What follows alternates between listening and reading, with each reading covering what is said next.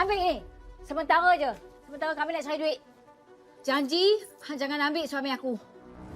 Okey.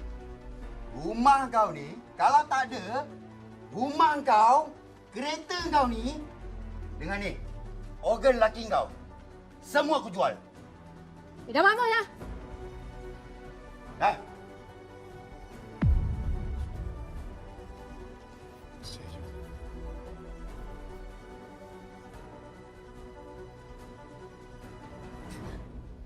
Abang ni memang tak guna Rumah kita dah kena gadai ni. Barang kemajuan hampir kena jual.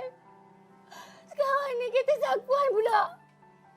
Lepas ni abang nak jual apa lagi? Nak jual bini sendiri ke? Najib tak kira abang kena cari duit hari ni juga sebelum sakuan balik. Kalau dia tahu apa yang kita buat ni, mati kita abang. Mati kita.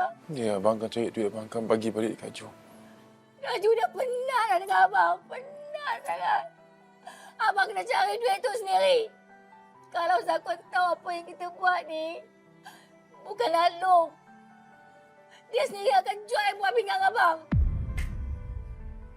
Nah, Ju ni nak kena fikir macam mana nak bagi Zakwan balik lambat hari ni. Abang